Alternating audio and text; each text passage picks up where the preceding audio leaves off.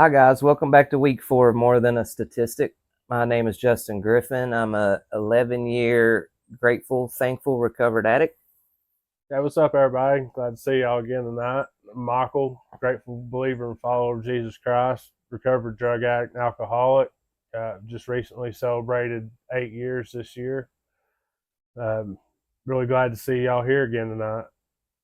Yeah, Satan really tried to do a lot to get in our way this week with sicknesses and just anxieties and scheduling conflicts, but we're just going to do our very best to just push through all that and give God a little bit of glory for you guys. I have the pleasure of getting to sit here tonight and allowing Michael to share his story. He's been a special person, and he's been inside of my story throughout my life as well. So to sit down with somebody that you kind of went through it with, it's super special to me because just to be there and to witness it, to see him when he was there and then when he was coming out of that versus where he is now, it's been a really super incredible thing to be a part of. So we're excited and we're hopeful that y'all will stick around and hear this thing tonight. Oh, well, no pressure. Again, I'm Michael, recovered drug addict and alcoholic.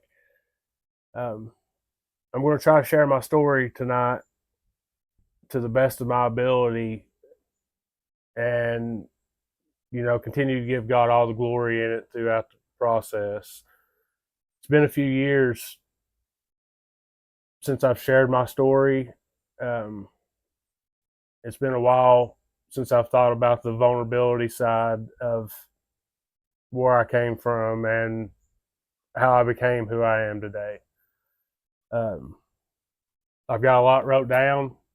Um, I've been doing this, I guess, off and on for the past few years. So if I'm looking down and reading, don't think I'm getting distracted. I'm just really trying to share what I put out of my heart and Holy Spirit guided for this. So I'm going to do the best I can and just let God have his way. So when I wrote this initially, I labeled it salvation and restoration. Uh,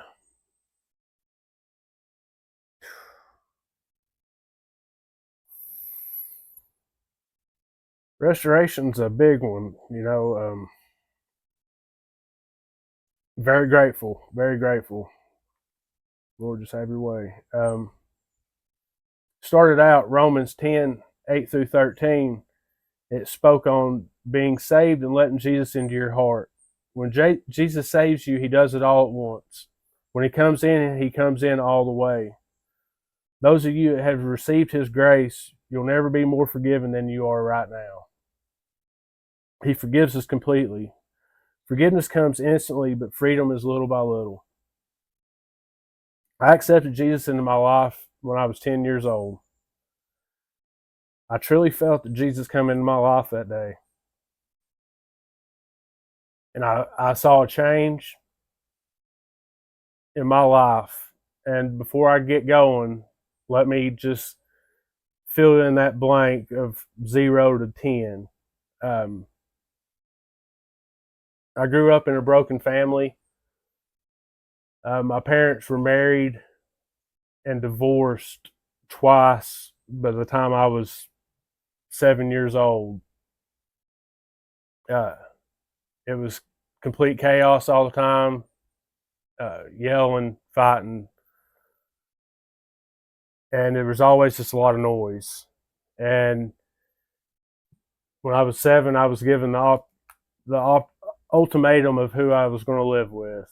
I had to pick between living with my dad or my mom. And looking back, that's a that's a lot of responsibility and a big decision for a 7-year-old kid to make. So I chose to live with my dad, and my sister stayed with my mom. And so growing up with me and my dad, it was more of a buddy system. You know, my dad just lived wild, lived fast, was involved in any sports activities all the time. He traveled playing softball. He was always gone. parties at my house constantly. Thinking about sharing this week, I had a lot of these memories pop back up. And, at that time, I thought life was normal.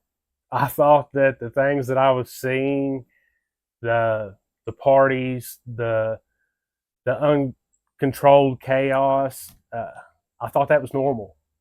And looking back this week, I thought of these one time.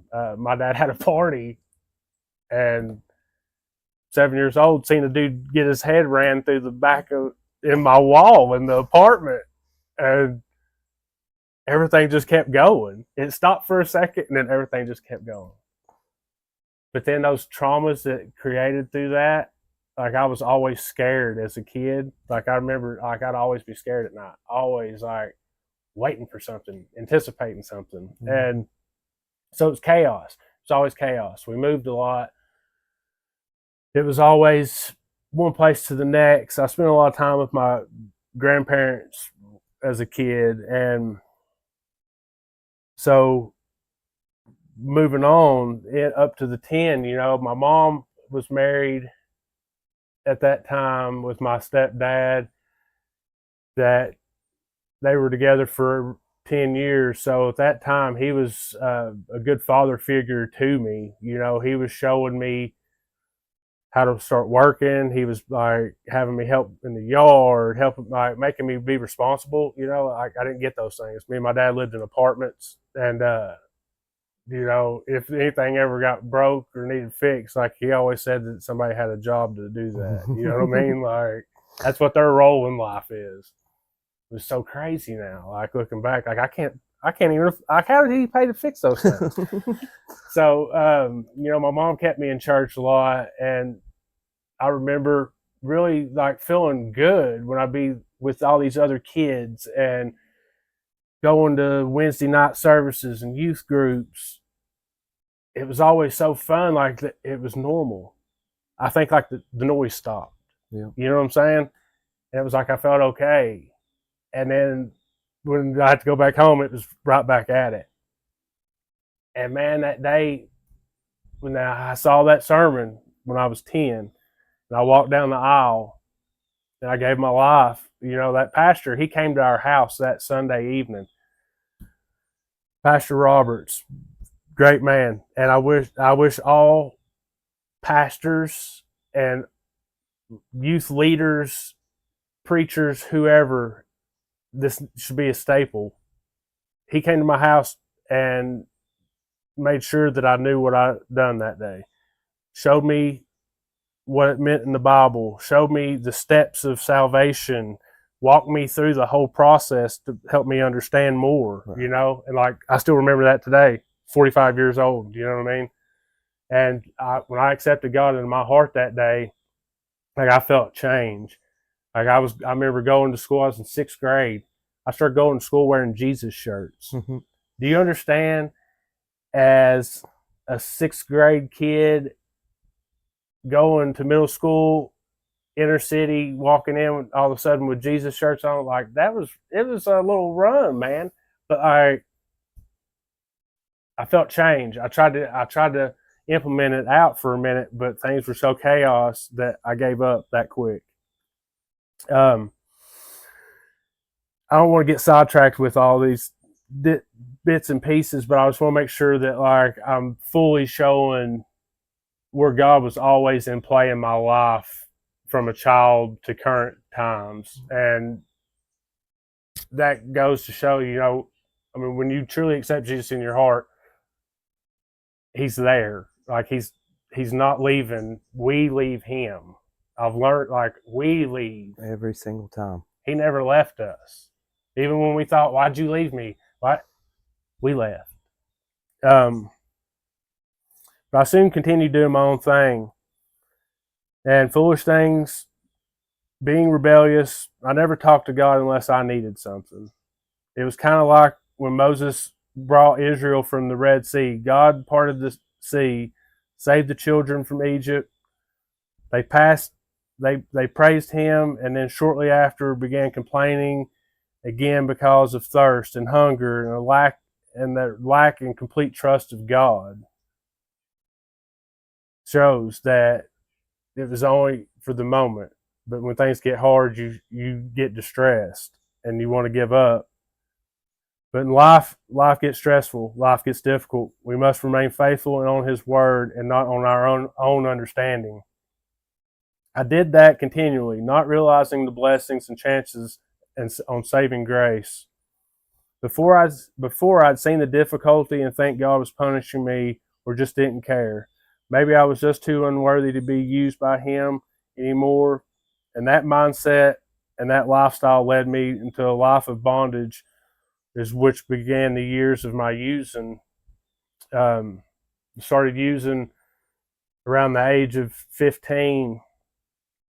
You know, it was recreational in the beginning, uh, weekends with the friends, I guess, and but I always never understood, like, I went into excess then and not realizing, you know, everybody would just want to be a social thing, and I would try to make it an extravagant event. Mm-hmm.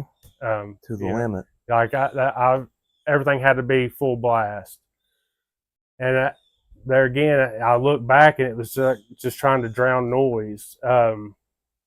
But in those times, you know, right around 15, right before that, you know, my dad had been married again, and it was chaos.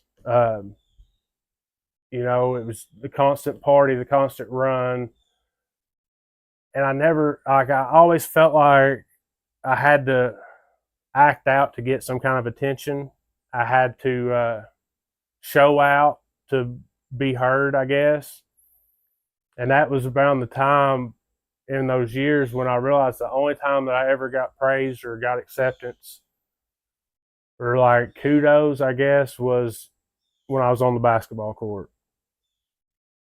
My athleticism was the only thing that got me any kind of notoriety or any kind of like he's something. And I used that for a long time. I mean, my whole childhood was based off that. Like, I tried to be the best kid in Fountain City. If nothing else, you was going to know me for one or two things, and I ended up making my name for both, but good and bad. And you know, when I saw that that's all the praise that I would get from that, it's crazy looking back. You know, but I gave it all up at that time. You know, I my dad got remarried when I was 15, moved in with another family, and she had three younger kids at the time, and I felt like I just went back to the back burner again. And it was like everything was great, but then all of a sudden there was structure implemented, there were guidelines and rules, and things had to be done in a certain manner. I've never been Mm-hmm. structured in that my whole life. Like, everything was a fly by your seat kind of thing. Like, we had no direction or plans other than what time we had to be at a game. So like that was a lot for me, you know, and I tried at first to like be that kid, but I didn't fit that formula. Um, and I was ready to find that next moment to act out, that next moment to show out. And it took a while, you know. I was so grateful and so blessed for the new life that we were having, though, because it was like something that I'd never had. I mean, we never had a house. We never had like, I mean, we went to church on regular times. Like, you sat Mm-hmm. down, had family dinners. Like, everything was family oriented. I've never had that, bro. Yeah. Like, it seemed too good to be true. You know what I mean? And around that time, 16, me and my dad went to Stand in the Gap. It was a men's ministry. At the time, we were going to Salem Baptist, and me and my dad went to Washington, D.C. for a men's conference, Stand in the Gap. Biggest, like, impactful God movement I'd ever felt in my life. Like, I'll never forget it. I mean, 16-year-old kid, I was face down on the ground, praising God, and like it was amazing, and everything was okay for a minute, And then I come home, and it wasn't long after that, like I just destroyed everything. Everything went up in smoke. Me and my dad continually, like, we fought, we bickered, we couldn't see eye to eye, and it was so I was 17, and it was just a constant battle. Uh, he kicked me out. I went and moved in with my mama, and then he arrested me for a runaway. Come home, left again, and I turned 18 in March of '98. I'd left a month and a half prior to that. Signed myself out of school, dropped out, went and got my GED the next month on my own, and then within that time frame, uh,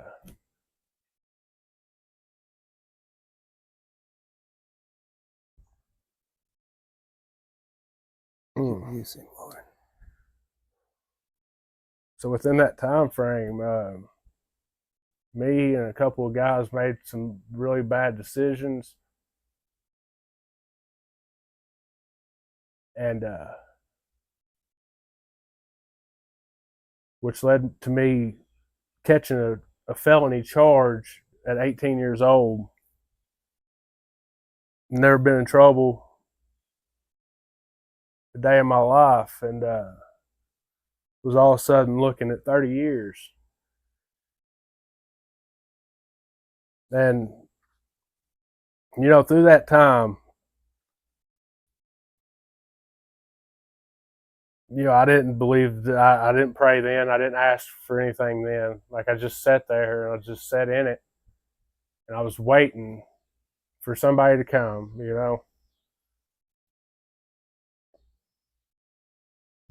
And the hardest thing is that I've done that alone. And my mom was there. My grandmother was there through everything.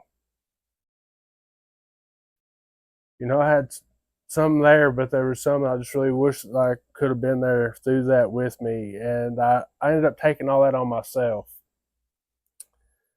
And I was going to face the music myself. So it was all said and done. I got it down to where I have 6 years. Had a chance to come home.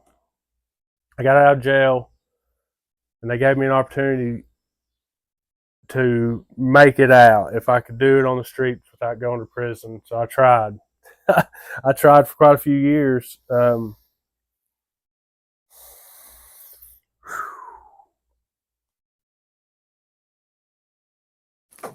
I failed every opportunity I had.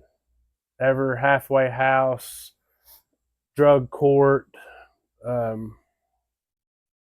every program that they gave me, I had every opportunity, and I continued to fail, continued to throw it all away. And through those decisions, led me to Brushy Mountain State Penitentiary in 2002. 22 years old. Never been in trouble, never been to jail, and step off that bus and I see this big castle, brother. And I was like, well, here we go. And that life, that could have devoured me real quick.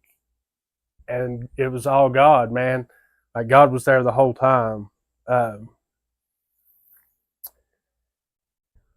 After sitting in prison, I got to Brushy. I was there for about 8 months. And in that time, I was in my cell for 23 hours a day. There was a pastor that used to come and sit. He would come through and pass out tracts and talk to people, and he'd always sit with me a couple times a week. And then I ended up sitting with him doing Bible studies. I received all kinds of certificates, like Bible certificates, like learning the books of the Bibles, learning passages, memory verses, and I mean, I had nothing to do, you know. Sure. And luckily, I allowed God to kind of still be in my life there, because like I was watching dudes like just lose their minds daily, and like, and there was so much chaos and stuff. I was really trying to stay away from it. I was just, it was wild. I mean, but you had 1 hour a day, so like you don't really have a lot to do.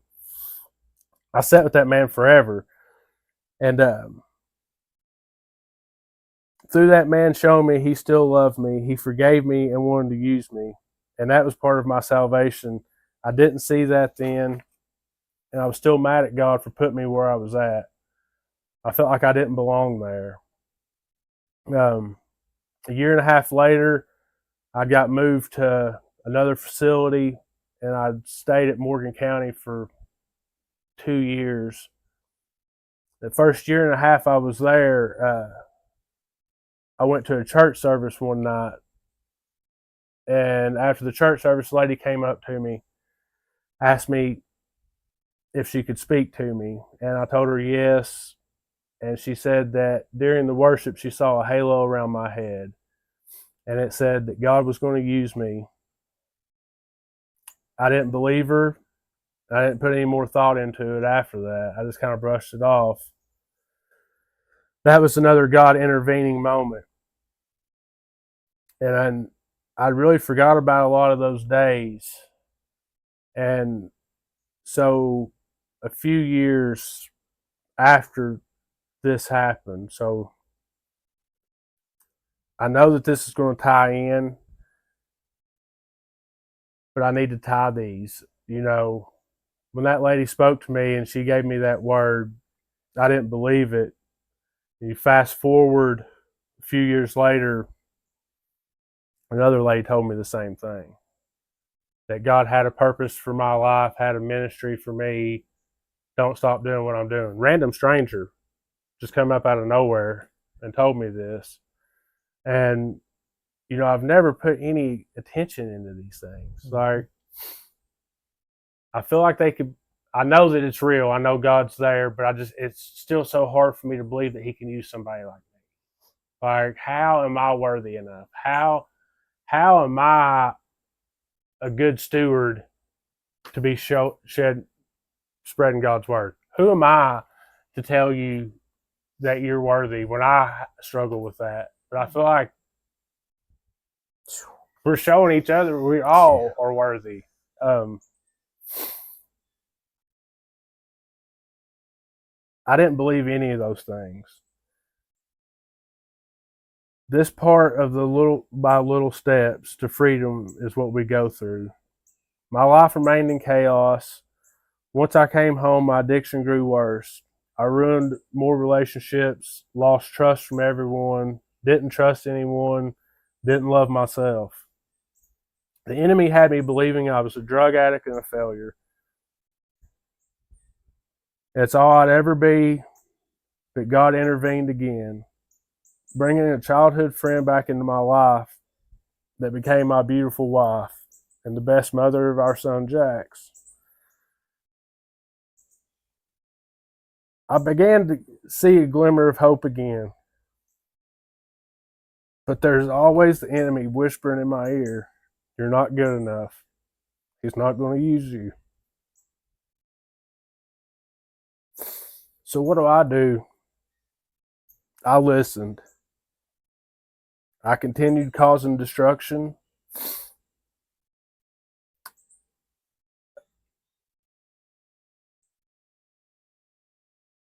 and breaking my wife's heart and losing her trust. So I try to go to rehab. to get my life in order so my son can have a better life and a better way than what I had.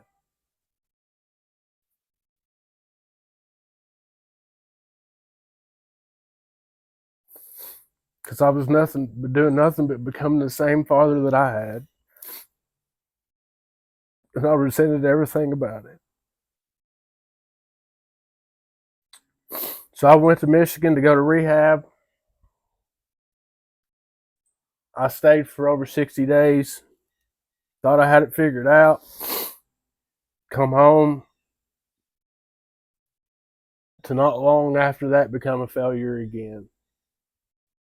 Because I continued to try to rationalize and justify things instead of completely surrendering everything that I had in my entire being. I love control. I like to know that I can help control the situation to an extent. Sure. Like I don't want to give up everything. Like I don't want to be that vulnerable, man. I say that as I sit here and cry on camera. Yeah.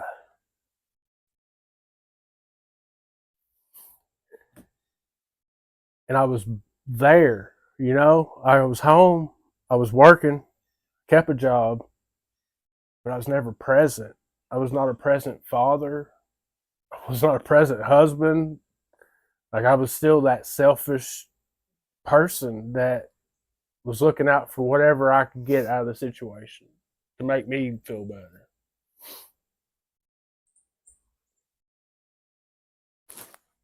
My last relapse was probably my worst relapse that I've ever had.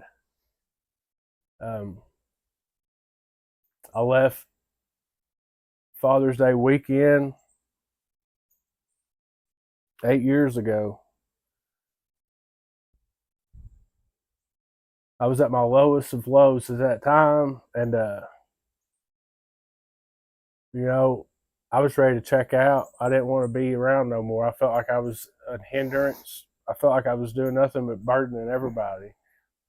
My highs and my lows, I felt like my lows outweighed my highs, and it was just like it was just a letdown all the time, and everybody waiting for the next screw up, everybody waiting for the next moment, and I believed that, and I know that was all the enemy the whole time, brother. But when I left, I went out to go out and not come back, and by the grace of God, my wife found me and saved me. She's been my God moment for 11 years now.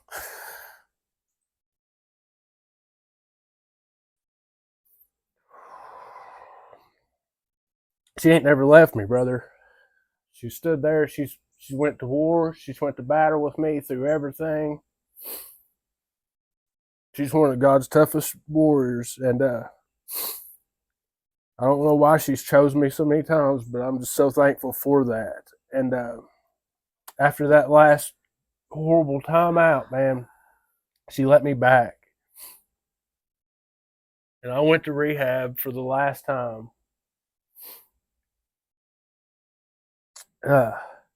My second and final time to rehab was a long bus ride to Michigan. And I had a lot of time to think. I had a lot of time to look at myself. And looking back at myself, I've seen the pictures. And like that picture breaks my heart to think that I walked around thinking I was okay. Yeah. I was okay. When I look at that picture, and it was like a bones just of death. And that day I surrendered everything I had to God. I asked him to take everything away, to make me new and use me for his good. I went to church regularly, and at that time is when I first discovered Celebrate Recovery when I was in Michigan. And just so happened, another God moment, my next time back, my counselor was a reverend. Reverend Allen. He was Scottish. And brother, when I tell you, like this guy, he had the stories. He was anointed. Like that man was anointed. God rest his soul. He passed a few years back. But I just go up there and talk to him all the time. And I didn't even think about this, but another one of those moments. It was in here, and I've yet to ever notice it till now. And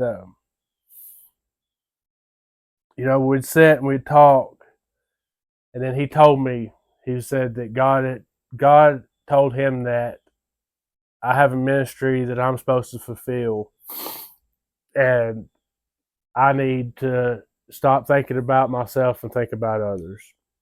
And I was like, there's no way he's going to use me. And through that, he kept telling me, God has big plans. God has big plans. And one night after Celebrate Recovery, I said, Lord, I submit it all. If you want me to be in ministry to do your will, I will. Because we were doing baptisms the next day. And I was like, oh, I'm going to do it. I'm going to go all in. Went down, got baptized in the river, or in the lake. And right after that, I was getting out, and the Reverend called me back in. He said that I want you to help me start baptizing the rest of these people, because he's preparing you for your ministry. And that way, you know the direction that you're going. And to see all these things happening that fast, when just a couple of months ago, like I was on the brink of suicide and not wanting to live, not feeling like I had a purpose. And it's like that quick of a moment, God can intervene and really transform everything. But it's when we're getting out of the way. Yeah. It's when we're not even thinking about what we want to do. We're not even thinking about where we want to go or where we want to move. It's all God flowing, but then it's flesh intervenes. Then the enemy starts whispering, and I I felt like I was finally there. Yeah. Like I felt like that was my time, and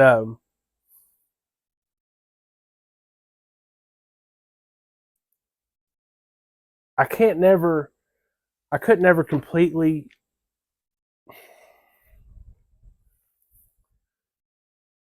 Oh, how do I even want to say that? I always struggled with that control. I guess when it's all said and done, it always goes back to the control, because everything would be great, and then I'd always listen to the enemy. Psalms 40:1-4 says often, blessings cannot be received unless we go through the trial of waiting. I went through many trials of waiting, and as many of you sitting today have. But through that, we now have a great song of praise to tell of that the Lord blessed us with. I'm going to, we got to remember to always have that praise, always have that thankfulness, because of all the trials and all the tribulations. When you're really surrendered, the blessings that we're receiving when we don't really feel like we deserve anything. Oh man.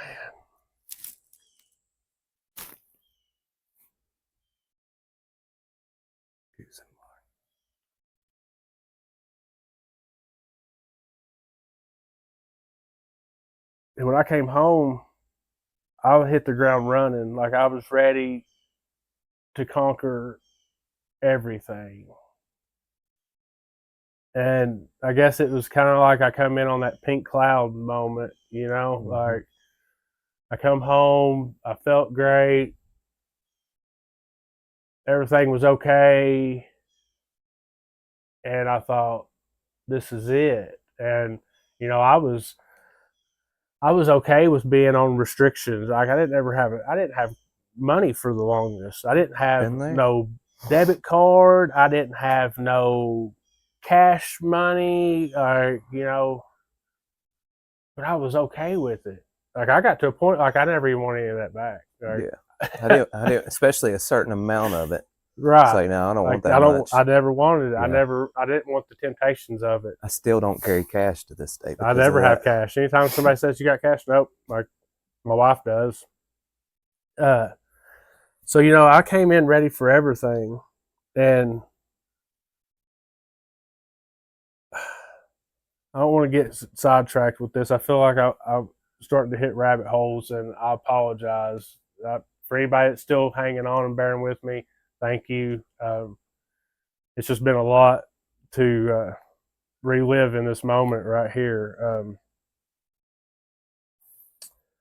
2 Corinthians 12:7-10, Paul speaks about the thorn that Satan gave him. We all have a thorn of hindrance. If one, if one you don't come tell me afterwards how you've achieved not ever having a thorn. If anybody can ever tell me that they don't have some kind of thorn, please put it in the comments, message, let me know how you've made it this far without having some kind of thorn of hindrance, because we all have one. You just we all have to see them for what it is more than whether it being a drug or an alcohol. There's so many more. Uh, and so my thorn was alcohol. My thorn was drugs. My thorn was unworthiness. He allowed that to remain so I stay humble to where I came from, so I can share my experience, strength, and hope to help the next person that's going through that same struggle. That I'll never come so prideful thinking that I can do it on my own, but that I need to know that I have to constantly rely on Him daily to show that through Christ all things are possible. Our weaknesses, Christian character deepens our worship when we affirm God's strength. There's enough setbacks and obstacles in life without us creating more of them. We have to depend on God. God took what was meant for torment and used it to transform me. My marriage today is restored, and a present and active father of my son. I'm I'm in a place today where I don't have to justify myself. I don't have to make excuses. I just give answers. I don't have to give reasons because I've earned that back today. My wife trusts me fully. My family trusts me again. I have relationships with my siblings that we always had, but it was always on a rocky basis. Right. Everybody walked around on eggshells with me, because you never knew what Michael you might get. Sure. And, you know, through all those hard times, through all those chaotic moments, there was always a God intervening moment. And it's not all sunshine and rainbows. Life is always hard. Life's still been hard. The past 2.5 years, 3 years have been another rocky moment for me. Prior to that, me and my wife were involved in a lot of ministries. Uh, we done angelic ministries. We helped run Celebrate Recovery. We were involved in a lot, and I let a church hurt situation push me out, and I took it personal. I took it to the heart, and I never dealt with those kind of situations before. Yeah. I'd never been fully involved with the church or anything to put myself in those situations. I was always an outsider. Like I kept to the outskirts. That way I didn't have to deal with those things. And I'd heard stories, but I never felt it. And when I personally experienced it, like it was real to me. And because I got there again, it's funny because earlier before we started, Betsy and I were talking, and the way I explained it to her was like, growing up in chaos and turmoil all the time, when things would get bad or things would go crazy, like people would just flee. And like I always felt alone. I always felt like I felt by myself more than I didn't. And when things get bad or I'd do something, like everybody'd leave. And I never fully wanted to be vulnerable again. I never wanted to expose myself again. And I come to that place where I was fully open, fully vulnerable. Yeah. And I allowed that happened. I took that personal, fleshly. That was on my bad. And I allowed that to take me back out of the church again. I took myself back out of the ministry. I just went back to focusing solely on my sobriety, my wife, my child, my people in my circle. Right. And I felt like that was enough. Then here the past few months, year, I'm feeling God that tug again. You got to do something. I have a purpose. You have a calling. You have to do something. I'm like, no, that ain't. And it kept on, and then you pop up with hey, let's start a podcast. I'm like, what do you mean? Like, Yeah. we'll talk recovery, we'll talk life, and We'll I'm cry like, a well, I lot. can't do this. Like, I'm not qualified to be on this podcast No. because I don't have it together. And who am I to be talking to someone on a podcast when I myself don't have it together? Enemy, that's the devil. Because God showed me through that and showed me through episode 1 and 2 that not only are we trying to help the next person, but I'm helping myself again. Like, I feel like I have a purpose again. And, I was telling Julie that the other night that it's like the only times I ever really felt that fire and felt that good when I was talking about Jesus somewhere, Yeah. talking about recovery, talking about restoration and salvation. Like, and it makes me so angry that I allowed the devil to intervene and steal that from me for the past few years. But I've had a great growing season, and I've had a lot of learning time, and I've had a lot of wisdom times through the ups and the downs. And he's always faithful. He's always remained the same. Like, it's there again, like I said before, he never left. It was us that would leave. Walk away. It was, I said before, I had God on speed dial, when I would be in the worst place ever, the worst situation ever, or whatever it was. God, please help me. God, please come save me. And, I felt like after a certain time in my early life that I ran those out. So I just go with it. And, but God never left. And, I feel like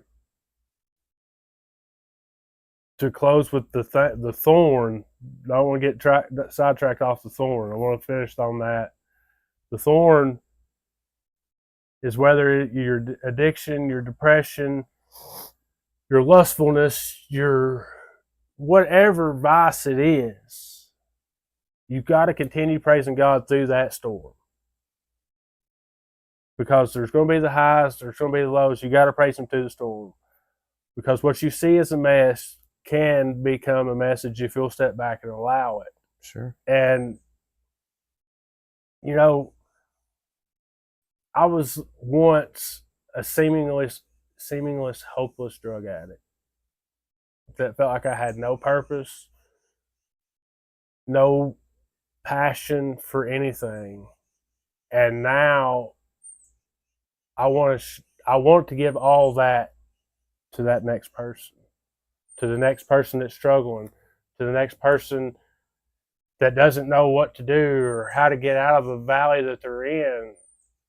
Like, that's what our mission is here. And, you know, I know that I'm going to look back at this and I'm going to be disappointed in it because I feel like there's so many gaps and voids through this that I didn't touch on and didn't fill in.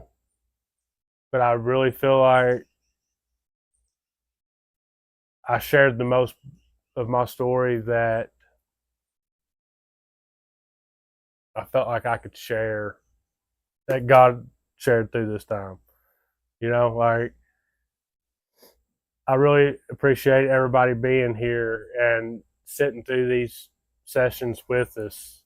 It means the world to us because we truly want to help the next person and give back, you know, and being able to become completely vulnerable, not to just a building or not to just a recovery group, but to the world.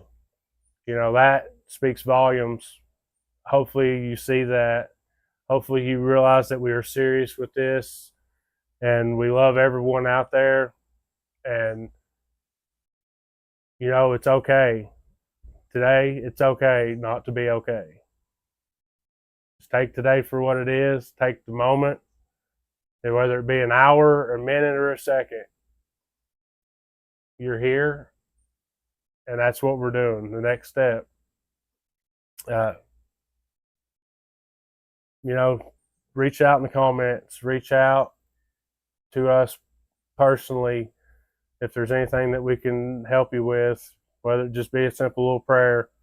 Um, you know, we really hope that our message gets out and we are taken serious with what we're really wanting to do at this time and with our message.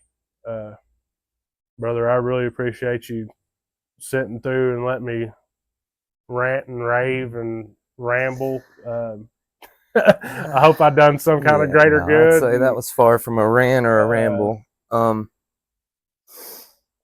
You know, it's not easy to tell all the dirt on yourself like it is to tell on everybody else. You know, like, we love to tell dirt on other people, especially when I was an addict. You know, I'm bad, but this guy, you know what I mean? Dude. So to share that in a way so freely and knowing that we ain't even knowing who's going to see this, you know, like, that's terrifying. Satan's going to give it to our enemies. He's going to say, I have not cried this much since I was in rehab, since we've started this little thing here. And I want to say it's working just because, I mean, there's some examples and there's people and there's words of encouragement, but just to be able to share your truths and your wrongdoings, to say that out loud is such a commendable thing. And I think that people should be honored to be able to just have the opportunity to sit down and listen. And, you know, a lot of your stories, my cries were anticipating before you'd get there because I was there around that, you know. And I was thinking about part of when you were talking about how we went from sharing a mirror in a bathroom to reflecting ourselves for the world. So, brother, if anything, it did me good. And I appreciate you. And now I'm terrified because I know that means it's my turn coming up. No I just want to tell you thank you. You know, thank you for even just the scheduling today being so flexible and us making sure that this happens regardless of life, because I feel like if anything, it's helping me. And like you said, it's helping you. So that's really all I got too. I think that you did an incredible job. I think that it takes a lot of guts to do it, man. And it's not easy. And I hope everybody understands that sharing this so freely, it's not that we're proud of any of the bad things that we've done, but it's just the fact from how far down we've been able to make it back. Amen. So I'd like to say I thank you and I love you, and I'm thankful that you're in my story even still today. Like you ain't Same, a brother. past tense in my story. Same. So I appreciate you. Yes, sir. All right, guys, I guess that'll be it for this week. Uh, we learned that we need tissues even when women aren't sitting with us, I Apparently think. so. Anything we could do better, let us know. If you got any questions that you'd like to see answered in future episodes, we'd be more than interested in that. But we appreciate you guys, and we hope you stick with us. Share it out. Keep coming back. Thank you.